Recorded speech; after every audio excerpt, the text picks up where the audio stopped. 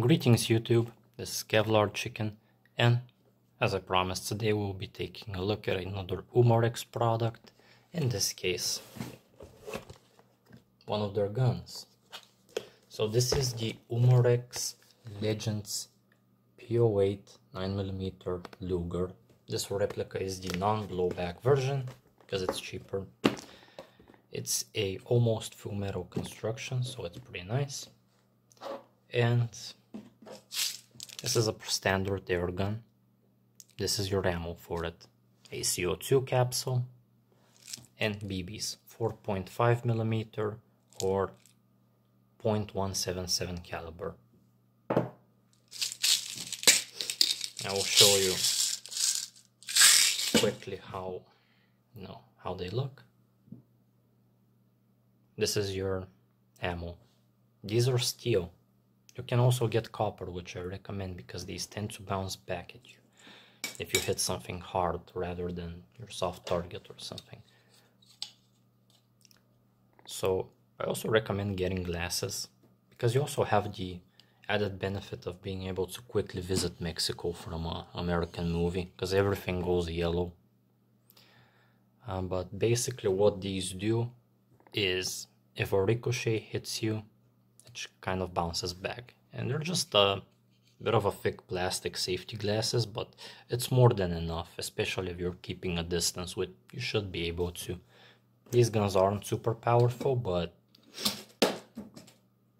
they are powerful enough to the point where you should be smart about using them and never point them at other people. This isn't airsoft. Close to it, but steel projectiles. Not safe to shoot other people with. So you open the box. This is similar to what you will see.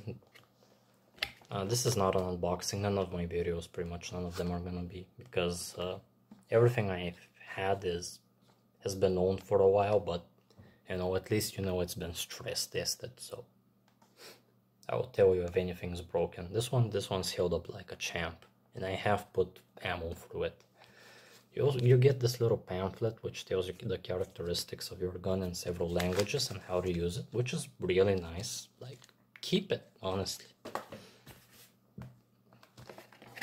And get this little foam thing and bubble wrap for transportation purposes. Now, this is like I said, a replica of the German Luger. The only things that are plastic that you will notice right away are the side handle grips, which they're plastic on some real guns too. If you wanna be flexing a little bit, they might be made out of some higher quality polished lacquered wood or something. And the magazine release, which really has no need to be made out of metal. Now, you cannot slide this back because this is the non-blowback version, but this does make it cheaper and sturdier. So if you're looking for realism, take the other gun, but if you're looking for something that's just sturdy, get this one. And it's cheaper too, but they still managed to pay enough attention to detail to mill out this thing as if the mechanism is completely capable of pulling it back. It does have standard iron sights, which are honestly pretty accurate for an airgun. This thing can be accurate to about 11 yards or 10 meters. That's the standard shooting range, and especially for a handgun, not something that you can have a shoulder stock for. Even though it's an airgun and doesn't have much recoil or anything, this is pretty fucking good. Excuse me, this is pretty good. I will show you how to load this in a minute, but just a second. You can see the caliber is stated here, and it does have a serial number. like I said, don't commit crimes with this. It is considered somewhat aerial weapon, and you should be careful with it, even though it's, you know, it's CO2 powered. Now, this is the safety. Once you remove the safety, this is ready to fire.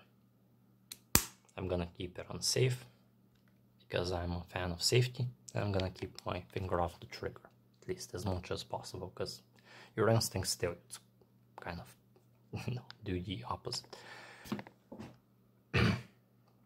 So let's try the magazine release. You do this, and this pulls out. As you can see, this is not the magazine of a real gun, it's the magazine of a BB gun. So how you load this, it's a bit tedious if you don't have a BB loader, so I'm only gonna load a few BBs. Is you pull this down. See, this is, I'm not gonna be able to show it exactly how it is on camera because of this, but there's a little pin here that you need to lock it here. Once you push this down, you should go to the side. This is gonna be to the left of the viewer, I'm assuming. And now you can push your BBs through here. So I'm gonna do a few of them, and I'm gonna sorry, still a bit sick. Not gonna waste your time, but yeah, there's this little thing here that when you push it down, and just slides down. So you can see now there's two in there. I'm just gonna put in a few more.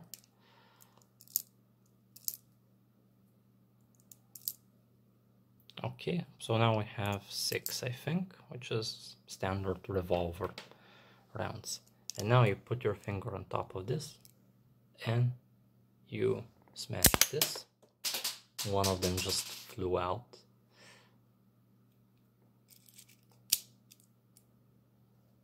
Yeah, what I don't like about this gun is sometimes BBs just tend to fly out if you miss what you are trying to do. So you see now this puts pressure on this and they will automatically load because of the spring.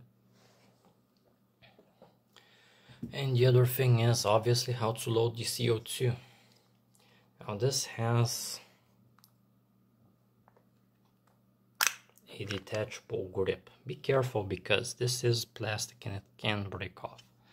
Now the one thing I'm not a fan of in some of these guns is one of the important parts is plastic, which is this, but at least it's thick plastic. You pull this down by unscrewing it,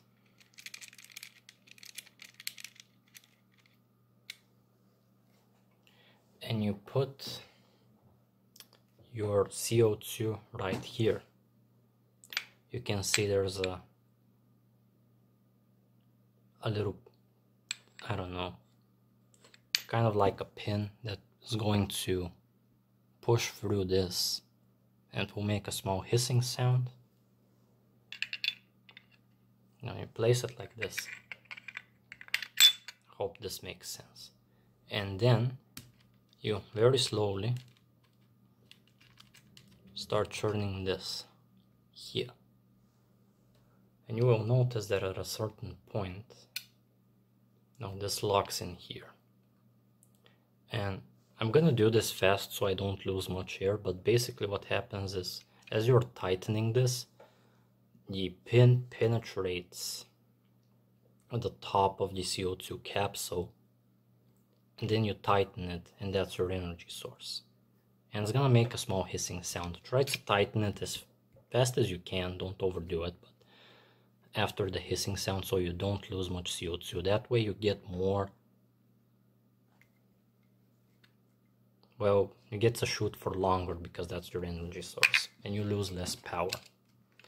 So this is how it works. I'm gonna try to do it as understandably as I can on camera.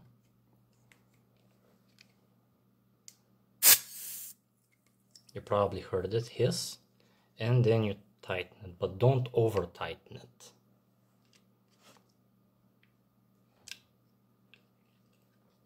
So now I have this,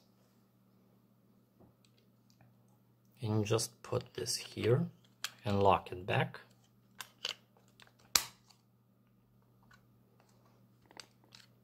It might protrude a little bit if you weren't successful in loading it perfectly, but don't worry about that, that's not an issue. And then you can put your magazine back in. Okay guys, so now that we have the Luger all loaded up, the next section of the video I will film outside. I'm filming the segment because I didn't want to bother my dad with the random YouTube talking. He's doing some work in the backyard, so I'm just gonna film with my phone camera as best as I can.